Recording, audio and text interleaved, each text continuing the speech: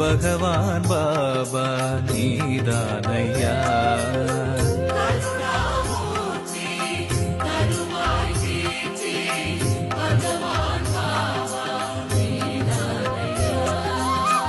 அருள் மாமலையே அழியா புகழே உனையன்றி வேறு கதியேதையா.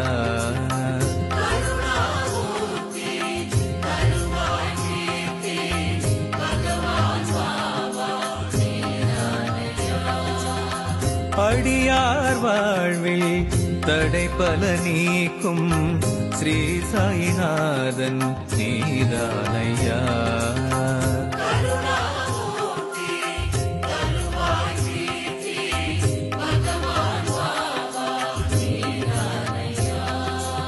உனையே நாடி உன் புகழ் பாடி வருவோம் நாங்கள் கண் பாராய். விடியாவானம் நொடியினில் பூக்கும் அதுவும் முந்தன் அருளாகும்.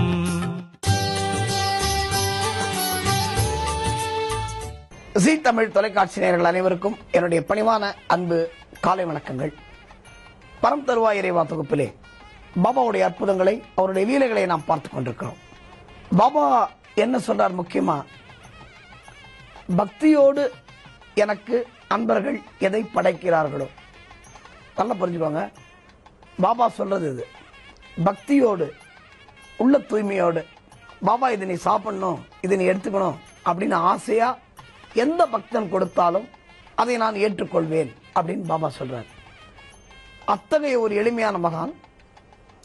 அவர் ஒரு பெரிய திருவிளையாடல் அவருடைய சரிதத்தில், ரொம்ப அற்புதமான திருவிளையாடல்.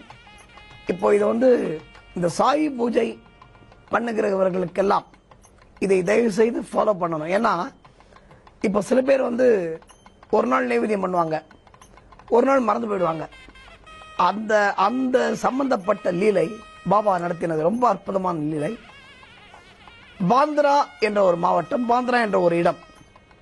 இந்த பாந்திரால பாபா சாஹேப் கர்கத் அப்படின்னு ஒருத்தர், பாபா சாஹேப் கர்கத் அப்படின்னு ஒரு அன்பர், ஒரு தீவிரமான பாபாவுடைய பக்தர். அவருக்கு இன்னொரு பேர் இருக்கு, ராமச்சந்திரா ஆத்மா ராம்னு அவருக்கு இன்னொரு பேர் இருக்கு. சரி, இப்ப நம்ம பாபா சாஹேப்னு சொல்லுவோம். இப்போ இந்த பாபா சாஹேப் கர்கத் இருக்கார்ல, அவர் தீவிரமான பாபாவுடைய பக்தர். அவர் மட்டும் இல்லைங்க, அவருடைய மனைவி, அதோட அவரோட பையன் பயங்கரமான பாபா பக்தர். அந்த பையன் தான் என்ன பண்ணுவானா, டெய்லி கார்த்தால பாபாக்கு நைவேத்தியம் பண்றது, பாபாக்கு பூஜை பண்றது, பாபாக்கு அபிஷேகம் பண்றது. அந்த அந்த வீட்டில் ஒரு மெம்பர் மாதிரி பாபா, அது மாதிரி ஒரு பக்தி. இப்போ இந்த குழந்தைக்கு இந்த வெக்கேஷன் ஹாலிடேஸ் வருது, இந்த சம்மர் வெக்கேஷன் ஹாலிடேஸ் மாதிரி வருது. அப்போ அவங்க என்ன பண்றாங்க, பிளான் பண்றாங்க, எங்கேயாவது ஒரு ஊருக்கு போகலாம். இப்போ சாதாரணமாக நம்ம லீவுக்கு ஊருக்கு போவோம்ல, அது மாதிரி. அப்போ பிளான் பண்ணும்போது அவருடைய நண்பர் ஒருத்தர் சொல்றாரு, நீ வருஷம் வருஷம் ஒரு ஊருக்கு போறியா, நீ ஷீரடிக்கு போய் இந்த வாட்டி அப்படின்னு சொல்றாரு. இந்த ஒய்ஃபுக்கும் பையனுக்கும் ரொம்ப சந்தோஷம். ஆனால் அவருக்கு வேலை இருக்கு, பாபா சாஹேப்புக்கு வேலை இருக்கு. அதனால அவர் என்ன சொன்னாரா, எனக்கு ஆஃபீஸ் வேலை ஜாஸ்தி இருக்கு, நீங்க வேணா போயிட்டு வாங்களேன் ஷீரடிக்கு அப்படின்னு யாரை சொல்றாரு, அவர் ஒய்ஃபையும் அவர் பையனையும். அவங்க ரெண்டு பேருக்கு ரொம்ப சந்தோஷம். ஆனா இந்த பையனுக்கு கொஞ்சம் இடிக்குது. அவன் இல்லப்பா போலாம் ஷீரடி போலாம் அப்படின்னு ஒரு மாதிரி தயக்கமா சொல்லும் பொழுது அவர் பாபா சாஹேப் கேட்கிறாரு, ஏன்னா அவனுக்கு தான் பாபா ரொம்ப பிடிக்க மாட்டா, பாபா போய் தரிசனம் பண்ணிட்டு வா, போய் வெக்கேஷன் ஜாலியா ஒரு லீவை அங்க என்ஜாய் பண்ணிட்டு வா அப்படின்னு சொல்றாரு பாபா சாஹேப். இவனுக்கு அப்படியும் ஒரு மனசு சமாதானமால இந்த குழந்தைக்கு, இல்லப்பா வேண்டாம் பாத்துக்கலாம் அப்படின்னு சொல்றான். அப்போ அவங்க அப்பா கேட்கிறாரு, என்ன காரணம், நீ ஏதோ மறுக்கிறதுக்கு ஒரு காரணம் இருக்கு, இது என்ன காரணம் சொல்லு அப்படின்னு சொன்ன உடனே அந்த குழந்தை சொல்றதுதான். நண்பர்களே, இங்கதான் நம்ம முக்கியமா தெரிஞ்சுக்க வேண்டிய விஷயம். இந்த லீலையிலிருந்து இந்த கதையை கேட்டா இந்த அற்புதம் உங்களுக்கு புரியும். அந்த குழந்தை என்ன சொல்றானா, இல்ல நான் டெய்லி பாபா பூஜை பண்ணணும். அவன் டெய்லி பண்ணுவான், கார்த்தால மத்தியானம் சாயங்காலம், இந்த கார்த்தால ஆர்த்தி, மத்தியான ஆர்த்தி, சாயங்காலம் ஆர்த்தி, ராத்திரி ஆர்த்தி எல்லாம் பண்ணுவானா. பாபாவுக்கு கல்கண்டு ரொம்ப பிடிக்கும்ன்றதுக்காக பாபாவுக்கு கல்கண்டு நிவேதியம் பண்ணி எல்லாருக்கும் மத்தியானம் விநியோகம் பண்ணுவானா. இது மாதிரி அந்த குழந்தையோட பழக்கம். அதனால என்ன சொல்றான், நான் ஷீரடிக்கு போறது எனக்கு ஆசை தான். பாபாவை பார்க்கணும், பாபாவை தரிசனம் பண்ணணும், பாபாவை நமஸ்காரம் பண்ணி ஆசீர்வாதம் வாங்கணும், இதெல்லாம் எனக்கு ஆசை தான். ஆனா நான் டெய்லி இங்க பாபாவுக்கு பண்ற பூஜை விட்டு போயிடுமே அப்படின்னு அந்த குழந்தை வருத்தப்படுறான். உடனே அவங்க அப்பா சொல்றாரா, அவங்க அப்பாவுக்கு ரொம்ப சந்தோஷம். ஆஹா, பாபாவுக்கு ஒரு குழந்தை பூஜை பண்றேன்னு சொன்னாங்க. நண்பர்களே, இந்த இடத்துல நம்ம தெரிஞ்சுக்க வேண்டியது விஷயம் என்ன தெரியுமா? ஒரு குழந்தைக்கு அந்த பாபாவுக்கு பூஜை பண்ணணும், கரெக்டா அந்த டயத்துக்கு பண்ணணும் அப்படின்னு இருக்கிற உணர்வு நமக்கு வர வேண்டும் என்று நான் பணிவோடு கேட்டுக்கொள்கிறேன். அதனால உங்க ஆபீஸ் வேலையெல்லாம் விட்டு பூஜை பண்ணணும்னு நான் சொல்லல. ஆனா கார்த்தால எப்படி இருந்தாலும் நம்ம கிளம்ப போறோம், எப்படி இருந்தாலும் குளிக்க போறோம். குளிச்சுட்டு ஒரு 10 நிமிஷம், குறைஞ்சபட்சம் 10 நிமிஷம் பகவான் சன்னதி முன்னால் நின்று நம்ம ஒரு கடவுளுக்கு ஒரு தேங்க்ஸ் சொல்ற மாதிரி, கடவுளுக்கு நாம் நன்றி சொல்ல வேண்டிய அவசியம் இல்லை என்று இருந்தாலும் கூட, நீ நன்றி சொன்னாலும் நன்றி சொல்லாவிட்டாலும், நீ பூஜை பண்ணாலும் பூஜை பண்ணலனாலும் கடவுள் உன்னை பார்த்துப்பாரு, அதுல ஒன்றும் சந்தேகம் இல்லை. ஆனா ஒரு 10 நிமிஷம் கார்த்தால, இது நம்ம மன ஆறுதலுக்காக, நமது நிம்மதிக்காக, நமக்கு நல்லது நடக்கணுன்றதுக்காக கார்த்தால ஒரு 10 நிமிஷம் ஒதுக்குறது தப்பு இல்லை. அதனால இந்த குழந்தை ஹெசிடேட் பண்றான், ஷீரடி போறதுக்கே வேண்டாம், என்னோட பாபா பூஜை நின்று போயிடும் அப்படின்றான். உடனே அவங்க அப்பா சொல்றாரு, சரி உனக்கு பாபா பூஜை நிக்க கூடாது, அவ்வளவுதானே, நீங்க 2 பேரும் தைரியமா போயிட்டு வாங்க, நான் பாத்துக்கிறேன் அப்படின்னு சொல்றாரு. இல்லப்பா, நீ ஒழுங்கா பூஜை பண்ண மாட்ட, நீ கல்கண்டு வைக்க மாட்ட, பாபாக்கு நேவேத்தியம் பண்ண ஒழுங்கா பண்ண மாட்ட அப்படின்னு சொல்றான். அந்த குழந்தைக்கு எதுவும் தோணி இருக்கு பாருங்க. உடனே அவங்க அப்பா சொல்றாரு, இல்லப்பா, நீ எப்படி பூஜை பண்றியோ அத மாதிரி நான் பூஜை பண்றேன், போருமா, சந்தோஷமா போயிட்டு வா ஷீரடிக்கு அப்படின்னு சொன்ன உடனே அவர்கள் அவரோட மனைவியும் இந்த குழந்தையும் ஷீரடிக்கு கிளம்புறாங்க. ஒரு அரை மனசோட தான் அந்த குழந்தை கிளம்புறது. இருந்தாலும் பரவாயில்ல, பாபா பார்க்கணும்னு ஒரு ஆசை, ஒரு கியூரியாசிட்டி, ஆஹா பாபா பார்க்கணும், பாபாட்ட ஆசீர்வாதம் வாங்கணும் அப்படின்னு ஷீரடிக்கு அவங்க ஒரு சனிக்கிழமை அன்னைக்கு கிளம்பிடுறாங்க கார்த்தால. இவங்க அப்பாவுக்கு ரொம்ப டென்ஷன் ஆயிடுது. என்ன டென்ஷன் ஆகுது அப்படின்னா, இவன் பையன், இவன் குழந்தை, அவன் உட்காந்து பொறுமையா பூஜை பண்ணுவான், நமக்கு ஆபீஸ்னா இருக்க, ஆனா என்ன பிரச்சனை இல்ல, இந்த சாட்டர்டே சண்டே லீவு, அதனால நிம்மதியா பண்ணலாம் இன்னைக்கு பூஜை அப்படின்னு சொல்லிட்டு சாட்டர்டே அன்னைக்கு, அதாவது சனிக்கிழமை அன்னைக்கு அவன் நிம்மதியா பூஜை பண்ணிடறான். ஞாயிற்றுக்கிழமை அதே மாதிரி லீவு தானே அவருக்கு, கார்த்தால எழுந்தாரு. பையன் என்னன்னா, இதுல ரொம்ப டென்ஷன் ஆனவர் அவங்க அப்பா தான். அவர் பாபா படத்துக்கு முன்னாடி போய் நின்றுட்டு என்ன கேட்டு வேண்டிக்கிறாரா, பாபா என் குழந்தை அவனுக்கு பூஜை பண்ணியிருக்கான், அவன் எப்படி பண்ணியிருக்கான், என்ன பண்ணியிருக்கான், அவன் பக்தியோட பண்ணியிருக்கான், அது எனக்கு தெரியும்.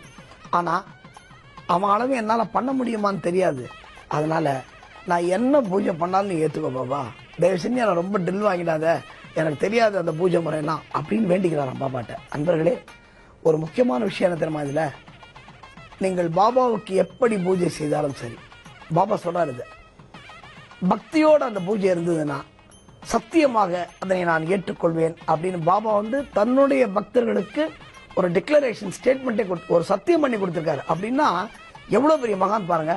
இப்போ அவங்க அப்பா போய் பாபாட்ட வேண்டிக்கிறாரு அந்த படத்துக்கு முன்னாடி, என் பையன் மாதிரி என்னால் பண்ண முடியுமான்னு தெரியல, ஆனா நான் என்னால் முடிஞ்ச அளவு நான் உனக்கு பூஜை பண்றேன், எதா இருந்தா மன்னிச்சுக்கோ பாபா, ஏதாவது குறை நிறைகள் இருந்தா மன்னிச்சுக்கோ அப்படின்னு சொல்லிட்டு பூஜை பண்றாரு.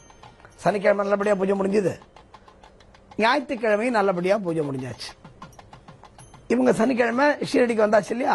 இப்ப இவங்க ஒய்ஃபும் அந்த பையனும் ஷீரடியில பாபாட்ட இருக்காங்க, தரிசனம் பண்றாங்க, ஆசீர்வாதம் வாங்குறாங்க, ஆர்த்தி அட்டன் பண்றாங்க, அவ்வளவு சந்தோஷம், பஜனை பாடல்களை பாடுறாங்க, சந்தோஷமா போயிட்டு இருக்கு. இருந்தாலும் பையனுக்கு மனசுல ஒரு உறுத்தல் இருந்துட்டே இருக்கு. அது என்ன உறுத்தல்னு பின்னாடி பார்ப்போம். இப்போ ஞாயிற்றுக்கிழமை பூஜை சுமூகமா முடிஞ்சாச்சா. திங்கட்கிழமை கார்த்தால வழக்கம் போல ஆபீஸ் டென்ஷன் பாபா சாஹிப்க்கு. ஆபீஸ் போனோம்ல, ஆபீஸ் போகணும், டைம் ஆச்சு, சரி ஐயோ பையன் வேற சொல்லியிருக்கானே பூஜை பண்ணணுமே அப்படி சொல்லிட்டு பாபா முன்னாடி ஒரு பூஜையை பண்ணிட்டு ஆபீஸ் கிளம்பி போயிடுறார். கிளம்பி போயிட்டு மத்தியானம் வர்றார். மத்தியானம் வந்த உடனே ஒரு அற்புதம். இவர் ஏன்னா மத்தியானம் அந்த ஆர்த்திக்கு வரணுமே, மத்தியானம் ஆர்த்திக்கு ஆபீஸ்ல மத்தியானம் வந்துட்டார். ஆர்த்திக்கு வந்துட்டு ஆர்த்திலாம் பண்ணிட்டு, இந்த குழந்தை என்ன சொல்றேன், நான் டெய்லி கல்கண்டு நேவேத்தியம் பண்ணுவேன், பாபாக்கு பண்ணி விநியோகம் பண்ணுவேன்னு சொல்லியிருக்கான். சனி ஞாயிறு அதே மாதிரி ஒரு கல்கண்டை நேவேத்தியம் பண்ணி கல்கண்டை எல்லாருக்கும் விநியோகம் பண்ணியிருக்காரு. சரியா, இதை மட்டும் ஞாபகம் வச்சுக்கோங்க. இப்போ மண்டே அன்னைக்கு என்ன பண்றாரு, மத்தியானம் வராரு ஆபீஸ்லேருந்து, பூஜை பண்ணும்போது கல்கண்டு டப்பாவை பார்க்குறாரு, கல்கண்டை காணும். உடனே அந்த வீட்டில் வேலை செய்யறவளை கூப்பிடுறாரு, ஏமா கார்த்தால கல்கண்டு நைவேத்தியம் பண்ணோமா பாபாக்கு அப்படின்னு கேட்கிறாரு. இல்லையா, கார்த்தால கல்கண்டு நைவேத்தியம் பண்ணல, நான் டப்பாவை பார்க்கும்போதே பார்த்தேன். இப்ப நம்ம வீட்டுலாம் கூட நம்ம அது உண்டு. டெய்லி கல்கண்டு இருக்கும், டெய்லி திராட்சை பழம் இருக்கும். அன்னைக்கு நைவேத்தியம் பண்ற நாள்ல அதை தேடும் போது அது கிடைக்காது. அப்ப போய் நம்ம கடையில வாங்கணும் நம்ம நினைப்போம், ஆனா மறந்து போயிடுவோம். அதே மாதிரி இந்த வீட்டுல இல்லையா, கார்த்தாலேயே கல்கண்டு இல்ல அப்படின்னாங்க. ஆஹா, கல்கண்டு இல்லையா, சரி என்ன பண்ணலாம் அப்படின்னு ஏதோ ஒன்று மத்தியானம் அந்த ஆர்த்தி முடியணுமே, ஆர்த்தி முடிஞ்ச உடனே ஏதோ ஒரு பண்ணணுமே அப்படி சொல்லிட்டு ஆர்த்தியை முடிச்சுட்டு அவர் ஆபீஸ் போயிடுறாரு. அன்பர்களே, இங்குதான் பாபாவுடைய லீலை தொடங்குகிறது. அது என்ன லீலை? அற்புதமான லீலை, மெய்சில் இருக்கக்கூடிய லீலை, நம்மை புல்லரிக்க செய்யக்கூடிய லீலை. அது என்ன லீலை? அதை நாம் நாளை பார்ப்போம். ஓம் சாய்ராம்.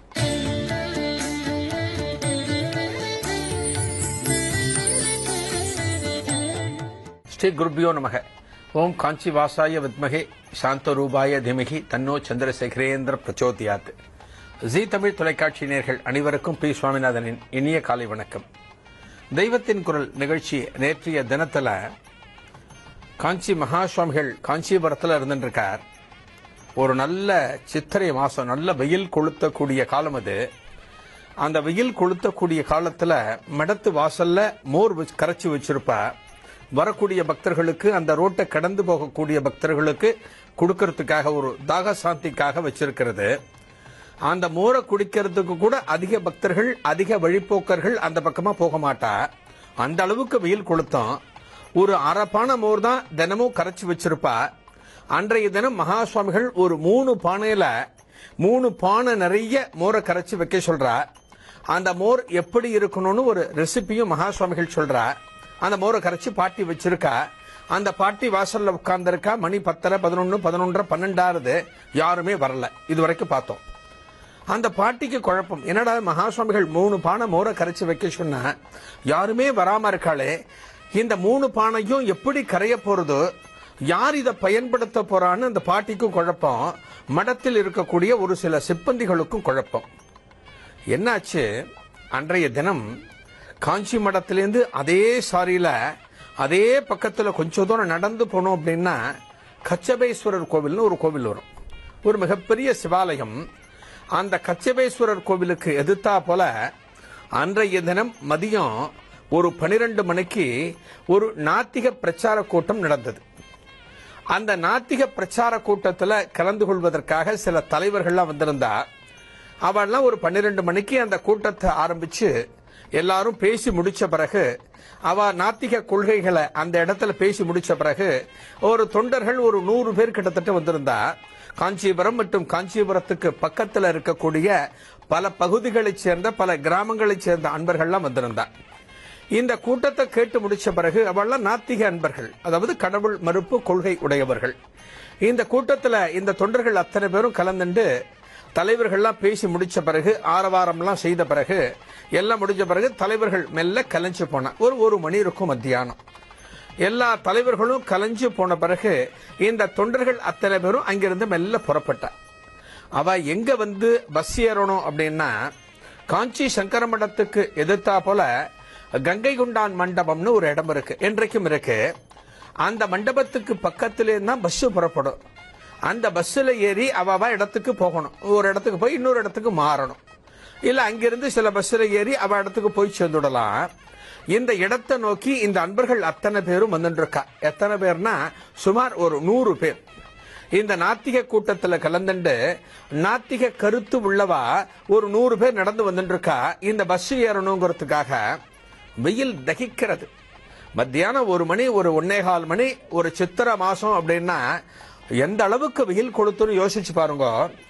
நாக்கு வரல்றது, இந்த 100 பேருக்கும் நாக்கு வரல்றது. அவெல்லாம் வந்துட்டு என்ன பண்றா, எங்கேயாவது தண்ணி குடிக்கலாமான்னு ரோடு ஓரமா ஏதாவது குழா இருக்கான்னு பாக்குறா. ரோடு ஓரமா ஒரு குழா கண்ணுக்கு தெரியறது.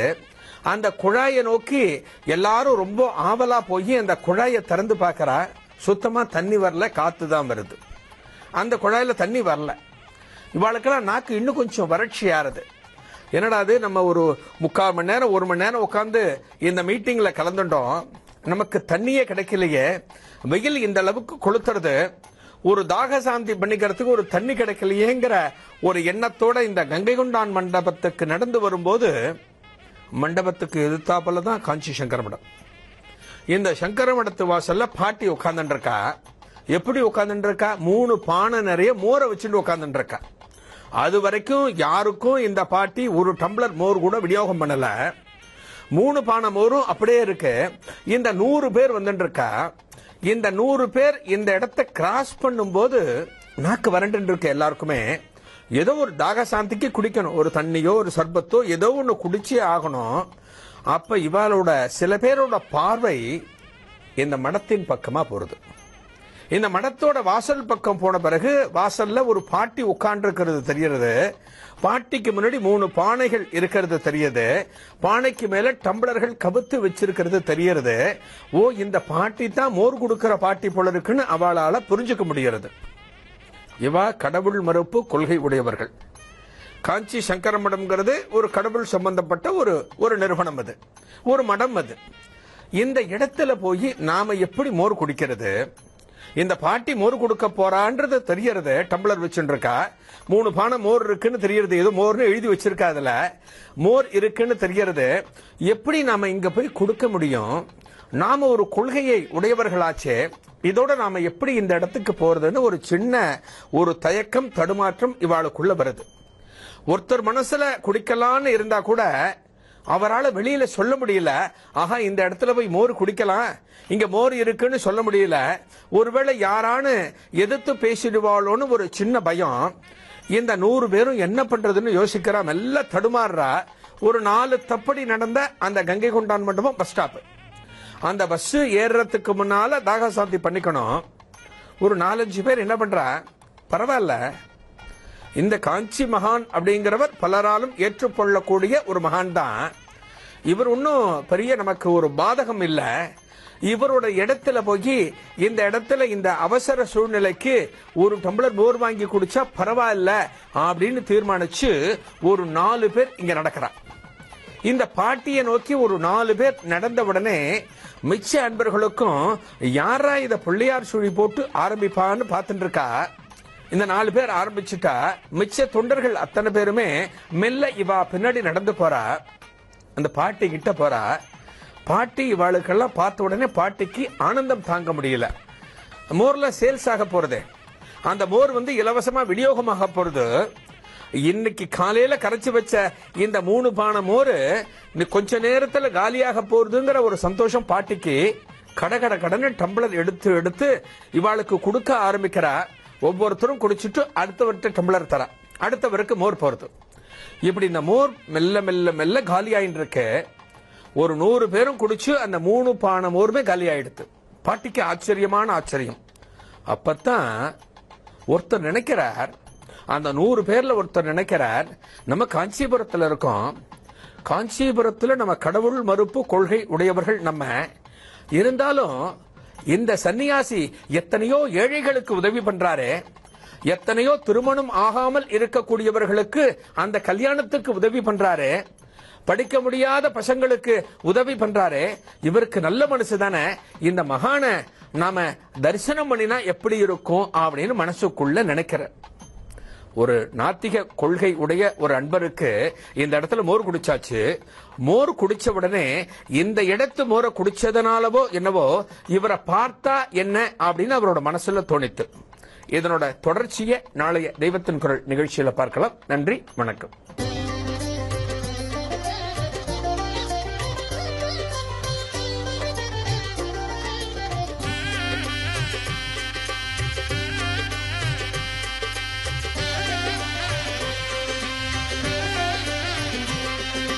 யாதவ கோகுல யமுனா தீரத்தில் யதுகுல கிருஷ்ணனின் நடனம், யதுகுல கிருஷ்ணனின் நடனம்.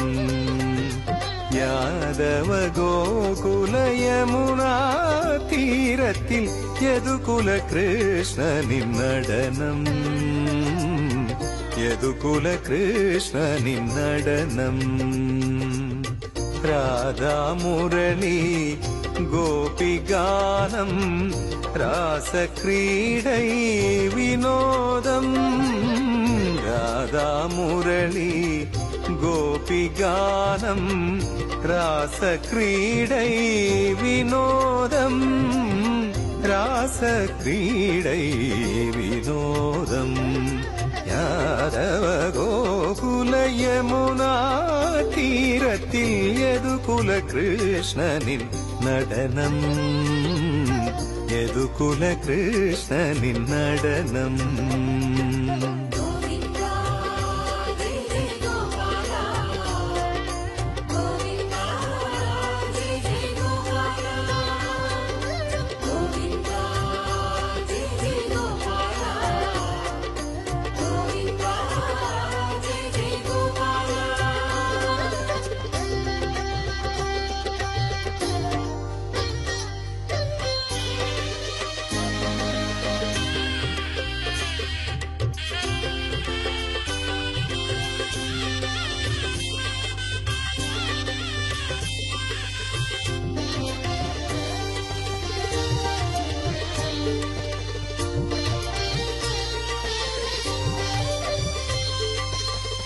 காளிங்க நர்த்தனம் ஆடிய சரணம் கோபியர் சிந்தையில் கண்ணனின் வடிவம் காளிங்க நர்த்தனம் ஆடிய சரணம் கோபியர் சிந்தையில் கண்ணனின் வடிவம் வேதங்கள் போற்றும் வேணுகோபாலன் நவநீத நாட்டியம் அரங்கேற்றம் வேதங்கள் போற்றும் வேணுகோபாலன் நவநீத நாட்டியம் அரங்கேற்றம் கோவிந்தா ஜெய் ஜெய் கோபாலா கோவிந்தா ஜெய் ஜெய் கோபாலா யாதவ கோகுல யமுனா தீரத்தில் யதுகுல கிருஷ்ணனின் நடனம் யதுகுல கிருஷ்ணனின் நடனம்